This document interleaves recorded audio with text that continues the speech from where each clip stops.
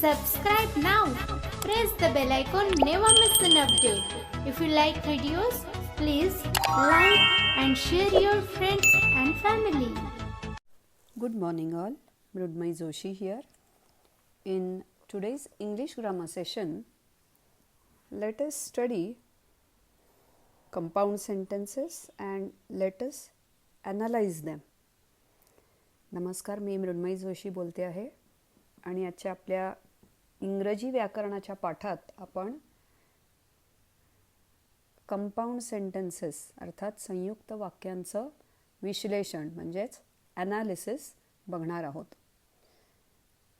तर आपल्याला compound sentence म्हणजे काय ते माहिती आहे. A compound sentence is made up of 2 or more independent sentences or principal clauses joined together by a coordinating conjunction.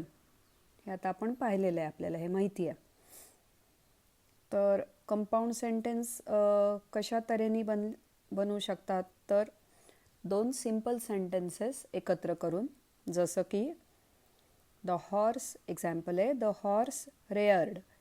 रेअर्ड म्हणजे आवाज जे काढतात त्याला म्हणतात REAR. The horse reared and the rider was thrown. या एक्झाम्पलमध्ये द हॉर्स रेअर्ड हे एक सेपरेट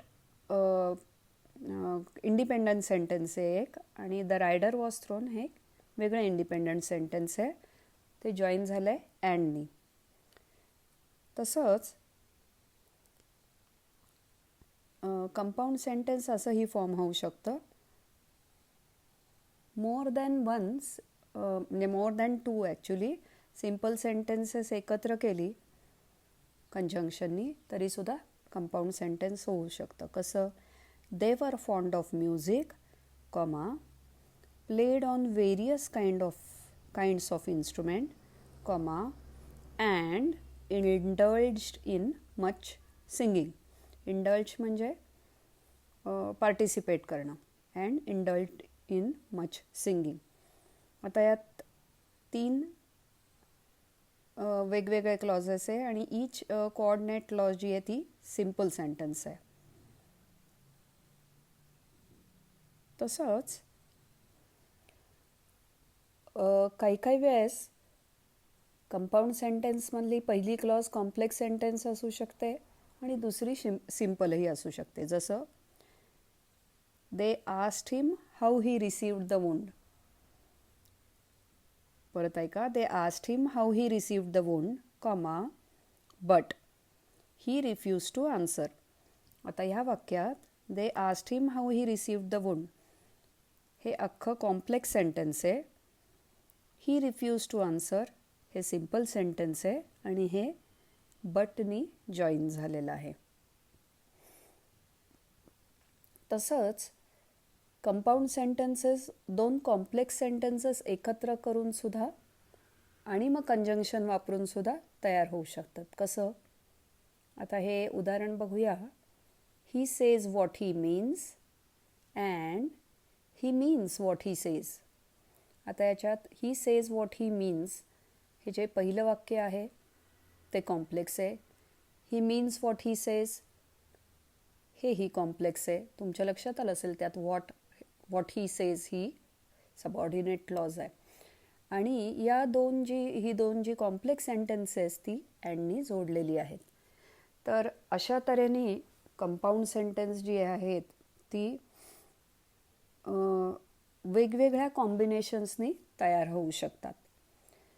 आता ही जशी वेगवेगळ्या कॉम्बिनेशननी तयार होऊ शकतात तसं त्यांचं जे कनेक्शन आहे, the connection between 2 main clauses of a compound sentence ते 4 टाईपनी असू शकतं.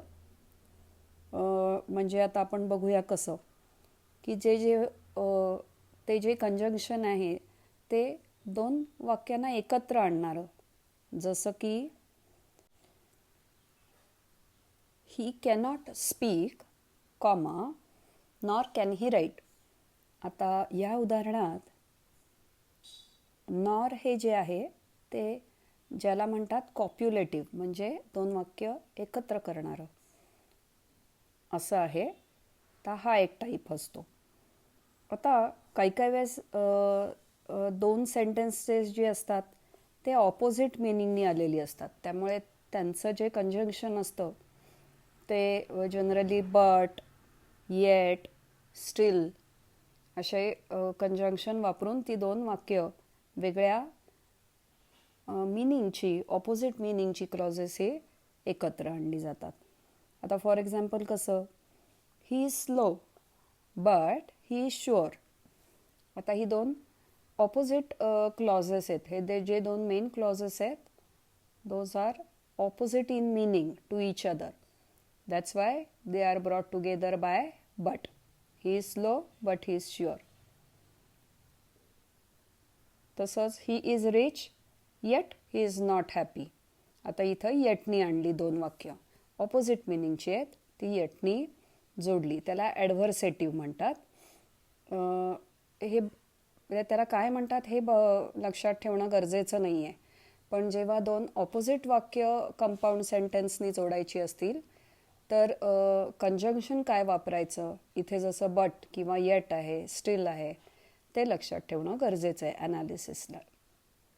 तर तिसरं असतं डिसजंक्शन. डिसजंक्शन म्हणजे तसंच की दोन वेगळे म्हणजे दोन मेन क्लॉजेस जे आहेत त्याचा अर्थ वेगळा आहे आणि कदाचित एका चॉईस दिलेला आहे.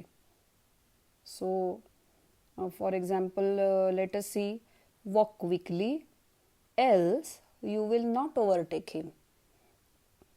Walk quickly comma else you will not overtake him. आता इथं एल्स हे जे कंजंक्शन वापरलं आहे ते दोन क्लॉजेस वेगवेगळे आहेत, डिसजॉईंट आहेत आणि त्यात चॉईस आहे की हे असं नाही झालं तर तसं होईल.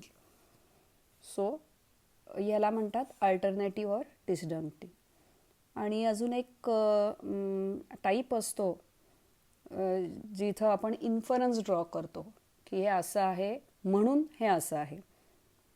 ही is unwell so he cannot attend office. तर आता इथे सो जे आहे ते काय दर्शवतं तर इन्फरन्सवर आहे. The second clause draws an inference from the first one. So अशा तऱ्हेने जेव्हा एक क्लॉज दुसऱ्या क्लॉजच्या इन्फरन्सवर असते त्यावेळेस देअर फोर, सो, कॉन्सिक्वेंटली असे कंजंक्शन्स वापरले जातात. तर आत्ता आपण ते हे कंपाऊंड सेंटेन्सचं जे ॲनालिसिस बघतोय त्यात एक आपण उदाहरण बघूया आणि मग आपण थांबूया. तर आत्ता आपण वेगवेगळ्या 4 टाईपचे कंजंक्शन्स कसे वापरले जातात, कोणत्या टाईपच्या वाक्यांमध्ये वापरले जातात ते पाहिलं. आता एक छोटंसंच उदाहरण घेऊया. The night is dark comma and I am far from home. The night is dark comma and I am far from home. आता यात क्लॉजेस कुठली कुठली आहेत? 2 क्लॉजेस आहेत. द नाईट इज डार्क पहिली क्लॉज आणि I am far from home ही आहे दुसरी क्लॉज. आता हे कनेक्टिव्ह काय आहे त्याला जोडणारं तर ते आहे and.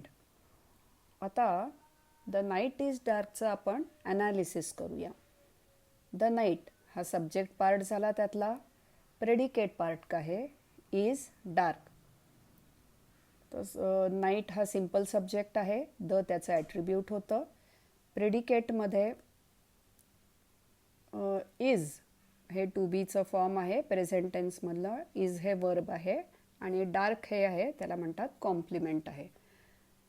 So the night is डार्कचं हे आपण विश्लेषण करू शकलो. एक सब्जेक्ट, प्रेडिकेट, त्यातलं वर्ब. दुसरा जो पार्ट होता क्लॉजचा and I am far from home, त्यातलं अँड आहे मी म्हणलं कनेक्टिव्ह आहे ज्याला आपण कंजंक्शन म्हणतो. त्यातला सिम्पल सब्जेक्ट कुठला आहे तर आय. परत इथं वर्ब काय आहे तर एम. आय असल्यामुळे एम आहे आणि कॉम्प्लिमेंट पार्ट आहे त्यातला फार फ्रॉम होम. तर असे हे 2 क्लॉजेस अँडनी जोडले गेले होते. So today we have seen how compound sentences are form. We saw the 4 types, how they are joined together using different words, and we saw the actual analysis of one sentence. So that is all for today. Thank you. Dhanyavad.